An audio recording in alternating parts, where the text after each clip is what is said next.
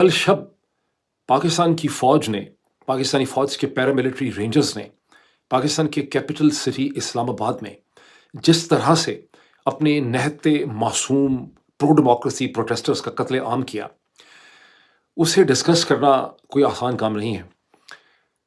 गुज़श्ता चंद घंटों में जब से इसकी खबर सामने आई, बहुत से लोगों से बात की, बहुत से लोगों से बात करने का मौका मिला।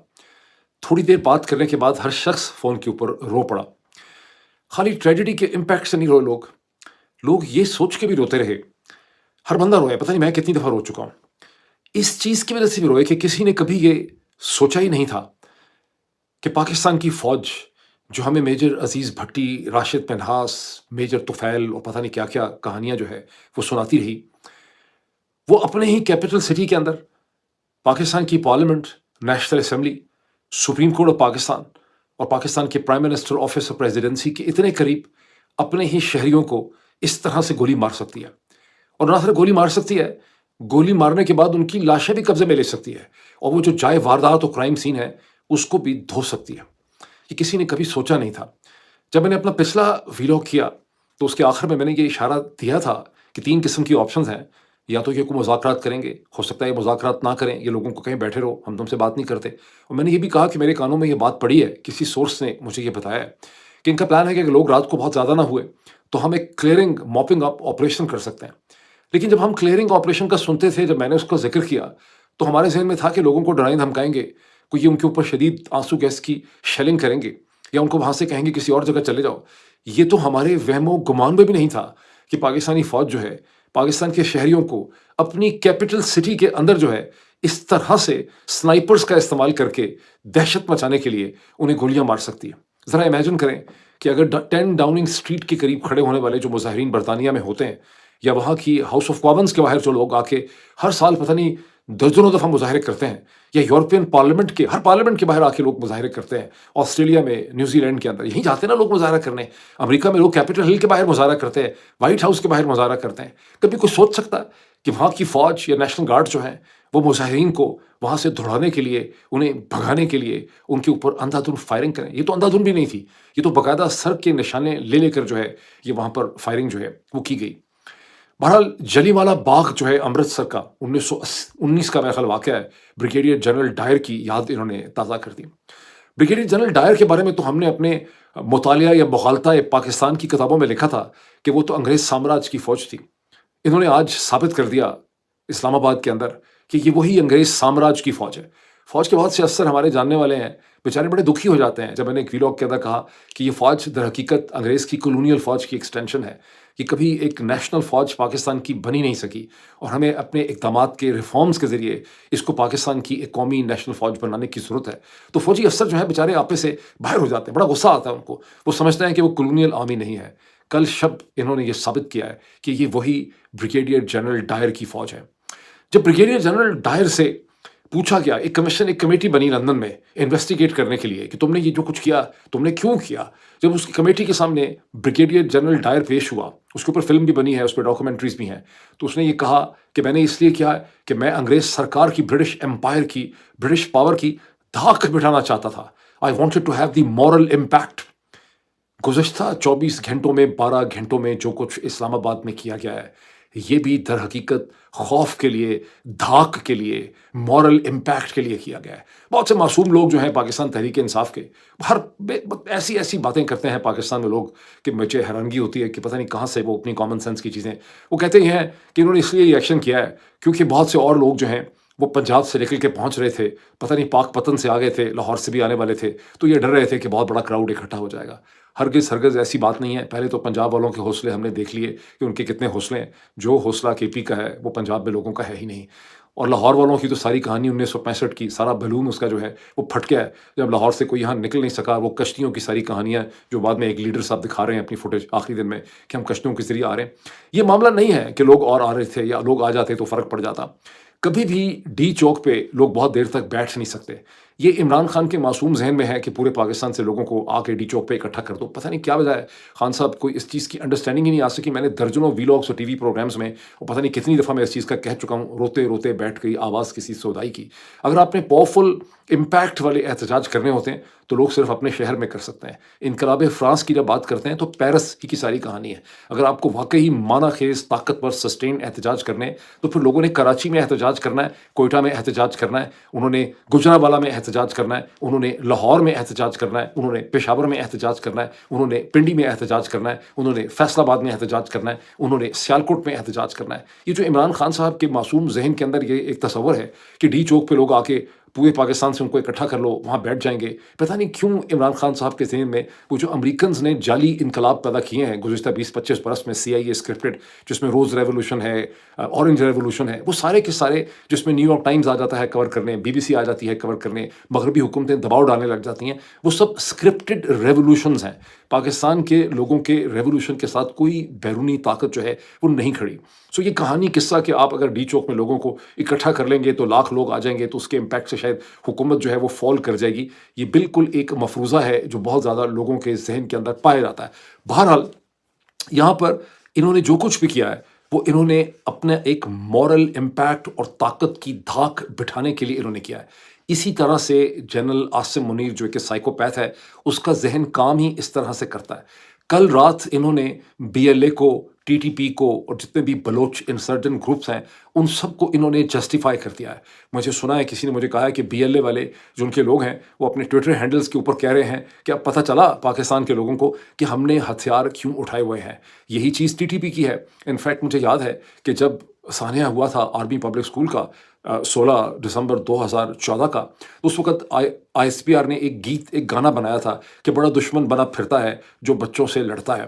اس وقت تو ہم میں سے کوئی بولا نہیں, لیکن اصل حقیقت یہ تھی کہ وہ جو دشمن تھے TTP کے, یہ جو بھی ٹرائبلز تھے, انہوں نے پیغام یہ دیا تھا کہ تم لوگ ہمارے بچوں کو مارتے ہو.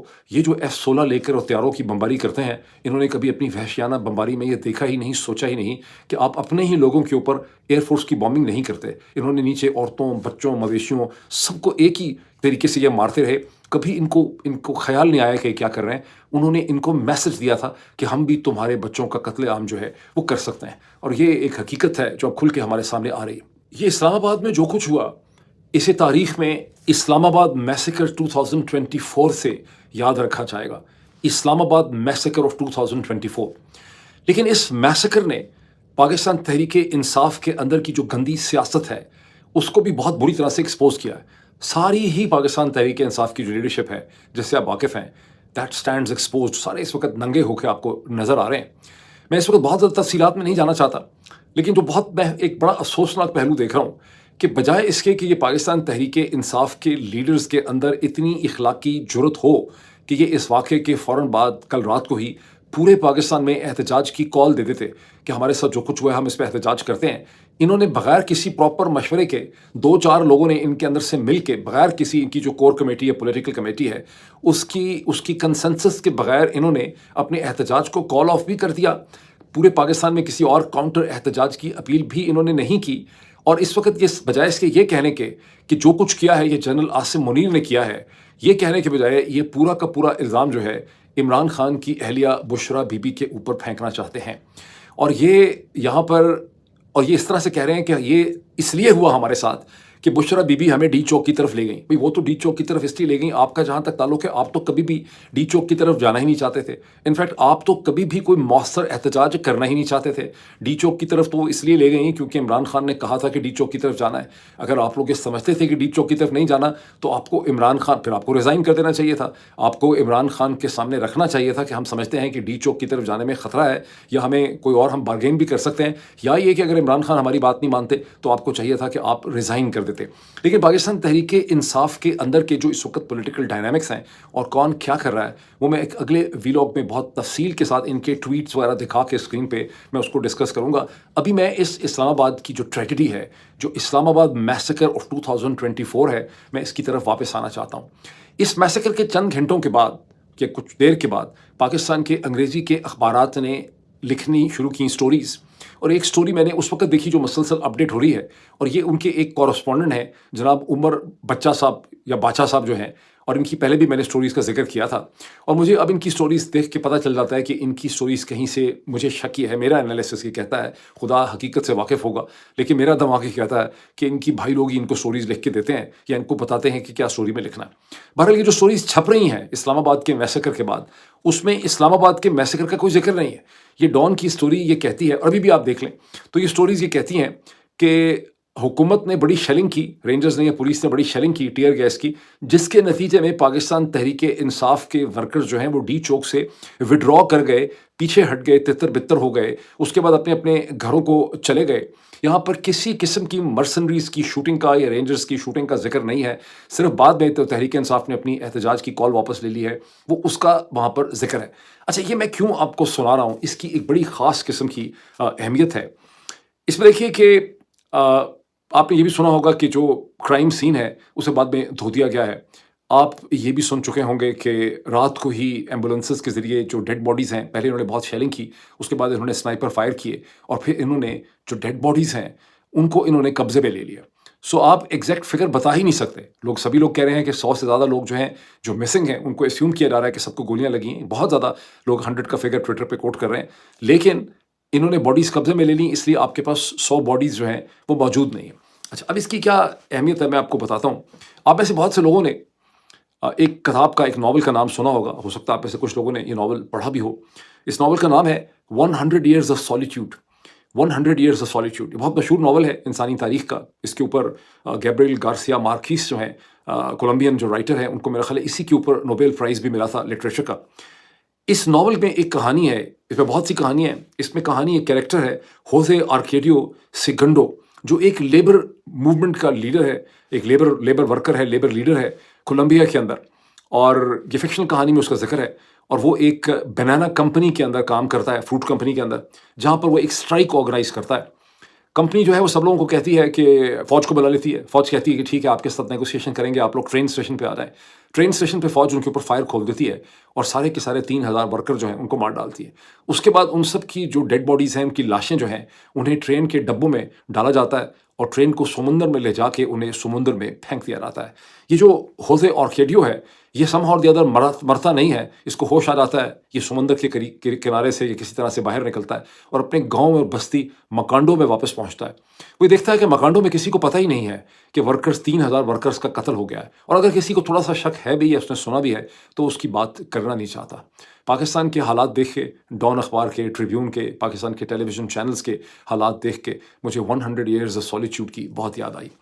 ابھی جو 100 ایئرز آف سالیٹیوڈ کا جو کربناک واقعہ ہے، جو خوفناک واقعہ ہے، یہ اصل میں ایک اصل واقعہ ہے، اور اس کا تعلق ہے 1928 بنانا میسیکر کے ساتھ۔ بنانا یعنی کیلا، 1928 بنانا میسیکر جو کولمبیا میں ہوئے، اور یہ میسیکر اس وقت ہوئے جب یونائٹڈ فروٹ کمپنی جو ہے وہاں پر اسٹرائک ورکرز نے کی، جب ورکرز کا اور مینجمنٹ کا کوئی آپس میں ایگریمنٹ نہ ہو سکا، وہ اپنے حقوق مانگتے تھے، بہتر فیسلٹیز مانگتے تھے، اپنی تنخواہوں میں اضافہ مانگتے تھے، بالکل پاکستان کی طرح کی کہانی ہے۔ تو یونائٹڈ فروٹ کمپنی نے فوج کو بلا لیا۔ یونائٹڈ فروٹ کمپنی کو امریکہ کی حکومت کی سپورٹ حاصل تھی، فوج نے فائر کھول دیا، کہتے ہیں 2000 سے زیادہ لوگ جو ہیں وہاں پہ اس وقت مر گئے تھے۔ اس واقعے کو سننے سے آپ کو اسلام آباد کے واقعے کے بارے میں بھی ٹھیک طرح سے تھوڑا اندازہ ہو گیا ہوگا۔ اگر آپ کو سمجھ آ گیا ہے تو بہت آپ کی مہربانی، نہیں سمجھ آیا تو بھی آپ کی بڑی مہربانی۔ قصہ مختصر یہ ہے کہ جنرل عاصم منیر تمغہ امتیاز ملٹری، دی بچر آف اسلام آباد، اور پاکستانی فوج کے جو جرنیل ہیں، انہوں نے پورے پاکستان کو 100 ایئرز آف سالیٹیوڈ جو ناول ہے اس کے گاؤں مکانڈو میں بدل دیا ہے، جہاں پورے گاؤں پہ دہشت بھی ہے، سب کو پتہ بھی ہے کہ فوج نے قتل عام کیا ہے، لیکن کوئی اس کا ذکر کرنا نہیں چاہتا، کوئی اسے ماننا نہیں چاہتا۔ جب آپ پاکستان میں ڈان کو دیکھتے ہیں، ذرائع ابلاغ کو دیکھتے ہیں، تو آپ کو یہ حقیقت بڑے واضح طور پر وہاں پہ نظر آتی ہے۔ گیم پلان جرنیلوں کا یہ ہے کہ ہم نے دہشت بھی ڈال دی، دھاک بھی ڈال دی، ساری موومنٹ ہم نے ڈیموکریسی کی ختم کر دی، ہم نے ان کی کمر توڑ دی، اور بلکہ ایکسپیکٹڈ ہے کہ آج کے دن میں جب میں بول رہا ہوں، شاید یہ لوگ پاکستان تحریک انصاف کو بین کرنے کے لیے، اسے دہشت گرد تنظیم بنانے کے لیے کوئی فکٹیشس واقعہ کہ رینجرز کے لوگوں کو پاکستان تحریک انصاف نے اپنی گاڑیوں کے نیچے کچل ڈالا ہے، رینجرز کے اوپر دہشت گردی کا حملہ کیا ہے، some thing naan since like that کا کیس بنا کے، یہ بہت ممکن ہے کہ آج کے دن میں یہ پاکستان تحریک انصاف کو ایک ٹیررسٹ آرگنائزیشن کے طور پہ بین کرنے کی بھی کوشش کریں، اسے رول آؤٹ نہ کریں۔ میں نے ویسے بھی دیکھا نہیں ہے اس کی ڈیٹیلز، لیکن اسے آپ رول آؤٹ نہیں کر سکتے۔ لیکن گیم پلان ان کا کیا ہے؟ گیم پلان یہ ہے کہ ہم دہشت ڈال بھی دیں، لیکن وہ دہشت کی جو ایویڈنس اور اس کی ڈیٹیلز ہیں وہ ڈاکومنٹ نہ ہو سکیں. اسی لیے آپ کو اخبارات کے اندر اس کی کوئی ڈیٹیل اس مرسنری کلنگ کی یا یہ جو یوز آف فائر آرمز ہے یا آپ کو آٹومیٹک ویپنس کا، اس کی کوئی تفصیلات آپ کو صرف ویلاگرس کے پاس مل رہی ہیں، آپ کو پرنٹ میں نہیں مل رہی ہیں. لیکن حسن ایوب صاحب ایک صحافی ہیں جن کے اکثر لوگ پاکستان تحریک انصاف کے ان کے بڑے خلاف ہیں. میرا خیال ہے وہ پاکستان اس میں ARY کے اندر کام کرتے ہیں. انہوں نے ایک بڑا معنی خیز قسم کا ٹویٹ کیا. وہ ٹویٹ میں نے سنبھال کے رکھا ہے بیکاز میرا خیال ہے کہ میرے ویلاگ کے بعد اپنے ٹویٹ کو ڈیلیٹ کر دیں گے، اور آپ بھی وہ سب لوگ ان کا ٹویٹ سنبھال کے رکھیں. یہ وہ ٹویٹ ہے جو جس وقت یہ قتل عام ہو رہا تھا، یہ قتل عام ہوا، اس کے فوراً بعد حسن ایوب صاحب نے وہ ٹویٹ کیا، جس میں انہوں نے کہا کہ تحریک انتشار کے خلاف رینجرز نے آپریشن کیا ہے، یہ آپریشن شروع ہو گیا ہے، اور ان کی 100 گاڑیاں بھی تباہ کر دی ہیں اور ان کے 100 سر بھی کھول دیے ہیں. کیا انہوں نے کہا؟ انہوں نے کہا ان کے 100 سر بھی کھول دیے ہیں. اب ذرا غور کیجیے، حسن ایوب صاحب یہ ٹویٹ کرتے کرتے بھول گئے کہ رینجرز کے پاس کوئی لاٹھیاں نہیں ہیں جس کے ذریعے انہوں نے 100 سر پھاڑے ہیں. رینجرز نے یہ سر 100 گولیاں مار کے پھاڑے ہیں. حسن ایوب صاحب نے اس ٹویٹ میں نہ چاہتے ہوئے بھی حقیقت کھول کے سامنے رکھ دی ہے. وہ ٹویٹ آپ سارے سنبھال کے رکھیں بیکاز حسن ایوب کے ان ٹویٹس اور بہت سی اور ایویڈنس جس کا میں بھی ذکر کرنے والا ہوں، اس کی بڑی ضرورت پڑے گی بہت جلدی. آپ سب کو اس کی بڑی اہمیت میں بھی آپ کو بتاتا ہوں کیا ہے. جنرل صاحبان تو یہ چاہتے ہیں، انہوں نے کرائم سین بھی واش کر دیا ہے، ڈیڈ باڈیز بھی انہوں نے چوری کر لی ہیں، اپنے قبضے میں لے لی ہیں تاکہ ڈیتھ ٹول پتہ ہی نہ چل سکے اور مکانڈو کے گاؤں کی طرح کسی کو بھی حقیقت نہ پتہ چلے. لیکن آپ میں سے جو لوگ اسلام آباد میں ہیں، راولپنڈی میں ہیں، آپ کی ذمہ داری یہ ہے کہ آپ اس کرائم کو ڈاکومنٹ کریں. اس کی جتنی بھی فوٹیج ہے، ایویڈنس ہے، تصویریں ہیں، ویڈیوز ہیں، انہیں اکٹھا کریں. ان کے اوپر لکھیں کہ یہ کس تاریخ کی ہیں، وہ کس وقت کی ہیں، کس اینگل سے لی گئی ہیں، ایسٹ سے لی ہیں، ویسٹ سے لی ہیں، کس سڑک سے لی گئی ہیں، ان کی نوٹس ڈیولپ کریں. پھر اس میں جو آئی وٹنسز ہیں، جو زخمی ہیں یا کچھ اور لوگ جو وہاں موجود تھے جو بچ گئے بیچارے، ان کی ایویڈنسز ریکارڈ کریں. ایویڈنس ریکارڈ کرنے کے لیے ضروری ہے کہ اس شخص کا پورا نام لکھیں، اس کا سن آف لکھیں کہ باپ کا کیا نام ہے، آدمی ہے، عورت ہے، سیکس، جینڈر، عمر، ڈیٹ آف برتھ، اس کا ایڈریس کیا ہے، اس کا لاسٹ نون فون نمبر کیا ہے، اس کا نیشنل آئیڈینٹی کارڈ نمبر وغیرہ کیا ہے، اور پھر اس کے بعد اس کی تفصیلات لکھیں کہ اس نے ذاتی طور پہ کیا دیکھا. جو وٹنس اسٹیٹمنٹ ہوتی ہے وہ ہمیشہ ذاتی اسٹیٹمنٹ ہوتی ہے. وٹنس اسٹیٹمنٹ یہ نہیں ہوتی کہ میں نے سوشل میڈیا سے مجھے یہ چیز پتہ چلی ہے یا میں نے کہیں اور کسی سے سنا ہے، کسی دوست نے مجھے بات بتائی ہے. وٹنس اسٹیٹمنٹ یہ ہوتی ہے کہ میں JS بینک کی طرف کھڑا تھا جب میں نے دیکھا کہ تر تر تر تر گولیوں کی آواز آ رہی تھی، یا میں جیو کے دفتر کی سائٹ پہ کھڑا تھا جب میں نے یہ دیکھا، یا میں ڈی چوک پہ اس طرف کھڑا تھا، یا میں اس طرف کھڑا تھا، میں ویسٹ پہ تھا، میں ایسٹ پہ تھا، میں کنٹینر کی سائٹ پہ تھا، اس وقت میں نے یہ دیکھا اور میں نے اس طرح سے یہ سب چیز جو ہے یہ میں نے آبزرو کی یا مجھے گولی لگی. یہ جو ساری اسٹیٹمنٹس آپ اکٹھی کریں گے، اس کی بہت جلد بڑی ضرورت ہوگی بیکاز اسلام آباد میں جو جرم کیا گیا ہے یہ بہت بڑا جرم ہے. یہ انارمٹی ہے اس کرائم کے اندر بہت بڑی. یہ چیز دب نہیں سکتی. اس پہ ابھی دنیا میں بڑی بحث ہونی ہے. اس پہ بحث ہونی ہے یورپین یونین کے اندر، اس پہ بحث ہونی ہے اقوام متحدہ میں، اس پہ بحث ہونی ہے امریکن کانگریس میں، اس پہ بحث ہونی ہے برطانیہ کے ہاؤس آف پارلیمنٹ کے اندر، ہاؤس آف کامنس میں، اس پہ بحث ہونی ہے ایمنسٹی انٹرنیشنل میں، اس پہ بحث ہونی ہے ہیومن رائٹ واچ میں، اس پہ بحث اور بھی بڑی آرگنائزیشنس کے اندر اس پہ بحث ہونی ہے. اور اس بحث میں پھر آپ کی ایویڈنس جو ہے اس کی بڑی اہمیت بڑھ جائے گی. بس ایک لاسٹ میں جو بتا دوں کہ جہاں پاکستانی دوست ہمارے ہر عجیب قسم کی چیز میں آپ لوگ بہت بلیو کرتے ہیں. ایک دوست سے بات ہو رہی تھی، بڑے تیش میں تھے، غصے میں تھے، ایموشنل تھے، کہتے لگے کہ ہمیں فوری طور پہ اپیل کرنی چاہیے کہ جو ایکسپیٹ ریمیٹنسز ہیں پاکستان کی وہ بند ہوں. یہ لوگ پہلے بھی بہت دفعہ کہہ چکے ہیں. ایکسپیٹ ریمیٹنسز نہیں بند ہو سکتی. اس کی وجہ یہ ہے کہ یہ جو ایکسپیٹ ریمیٹنسز جاتی ہیں، جس کا لوگ ہمیشہ کہہ دیتے ہیں بند کر دیں گے، یہ امریکہ سے نہیں جاتی ہیں، یہ کینیڈا سے نہیں جاتی ہیں، یہ یورپ سے نہیں جاتی ہیں، برطانیہ سے نہیں جاتی ہیں. اگر جاتی بھی ہیں تو بہت تھوڑی جاتی ہیں. اس کا جو 90% بلک ہے وہ پاکستان میں جاتا ہے ان غریب ایکسپیٹ ورکرز سے جو سعودی عرب میں کام کرتے ہیں، جو متحدہ عرب امارات میں کام کرتے ہیں، جو عمان میں کام کرتے ہیں، جو قطر میں کام کرتے ہیں، جو بحرین میں کام کرتے ہیں، یا کچھ اور اسی قسم کے ممالک میں کام کرتے ہیں. اور یہ بیسکلی ایسے ہمارے ورکنگ کلاس کے لوگ ہیں، مزدور ہیں یا لیبر کلاس کے لوگ ہیں، لیکن یہ ایسے گھرانوں کے نوجوان ہیں جن کی یا تو بیوی بچے پیچھے ہیں، یا ان کے ماں باپ پیچھے ہیں، یا ان کی بہن بھائی پیچھے ہیں. بہنوں کی شادیاں کرنی ہے، باپ کا علاج کرنا ہے، بچوں کے اسکول کے پیسے انہوں نے دینے ہیں، بیوی کا خرچہ اٹھانا ہے، کچھ اور چیزیں کرنی ہیں. ان کے لیے ممکن نہیں ہے کہ وہ کسی بھی پولیٹیکل کنسیڈریشن میں ان پیسوں کو نہ بھیجیں. ان کے لیے اس کو روکنا مشکل ہے. تو اس چیز کے اوپر بحث کرنے کے بجائے آپ اصل چیز دیکھیں کہ پاکستان کے جرنیل جو پیراسائٹس ہیں پاکستان کے اوپر، یہ کہاں سے پیسے لیتے ہیں. ان کو ہر 3-4 مہینے کے بعد IMF سے مزید پیسے چاہیے ہوتے ہیں، اور یہ ان کی نیڈ لگی ہوئی ہے. ان کو ہر سال ورلڈ بینک سے $2 سے $4 بلین بجٹری ایڈ میں چاہیے ہوتے ہیں. ان کو ہر سال $2 سے $3 بلین ایشین ڈیولپمنٹ بینک سے چاہیے ہوتے ہیں. ان کو ہر سال تقریباً $2 سے $3 بلین جو ہیں وہ UK ایڈ، جس کو پہلے ڈفٹ کہتے تھے، ڈپارٹمنٹ فار انٹرنیشنل ڈیولپمنٹ، اس سے چاہیے ہوتے ہیں. اور پھر اس کے بعد ان کو ایک بڑی मुफ्त की बहुत बड़ी फैसिलिटी दी गई है यूरोपियन यूनियन की तरफ से, जो GSP plus generalise system of preferences plus इनको मिला हुआ है, जहाँ वैसे भी बहुत से ममालिक इनके खिलाफ हैं। पाकिस्तान जो मसनूआत यूरोप में एक्सपोर्ट करता है, अगर उसको GSP प्लस ना मिले तो उसकी बहुत सी मसनूआत यूरोप में बिक ही नहीं सकेंगी, बिकॉज पाकिस्तानी मसनूआत जो हैं उन्हें कम्पीट करना पड़ता है against the goods from Vietnam and Turkey and Bangladesh and India and Sri Lanka. इन्हीं के साथ हम कम्पीट करते हैं और GSP प्लस की वजह से हमारी गुड्स वहाँ बिक जाती हैं, वो भी एक मार्केट है। अगर आपने पाकिस्तान के जर्नलों को सबक सिखाना है और आप चाहते हैं कि जिस किस्म का मैसेकर इन्होंने इस्लामाबाद में करके आपको दिखाया है अपनी फ़िरौनियत में, अगर आप इनका हिसाब बराबर करना चाहते हैं तो आपको लीगल कम्युनिटी और जो ह्यूमन राइट वर्कर्स हैं, जो ह्यूमन राइट एक्टिविस्ट हैं, जो रनीज़ हैं, जो लॉयर्स हैं, जो लॉबिस्ट हैं, उनकी मदद से इस किस्म के इश्यूज़ पे आपको केस बनाना होगा कि इनके ऊपर सैंक्शंस हों ह्यूमन राइट वायलेशन करने की, और ये इस्लामाबाद मैसेकर 2024 को आपने दफन नहीं होने देना। अभी इतना ही। मैं अगले वीलॉग में पाकिस्तान तहरीक इंसाफ की, अफसोसनाक पॉलिटिक्स की भी डिस्कशन करूँगा। Thank you.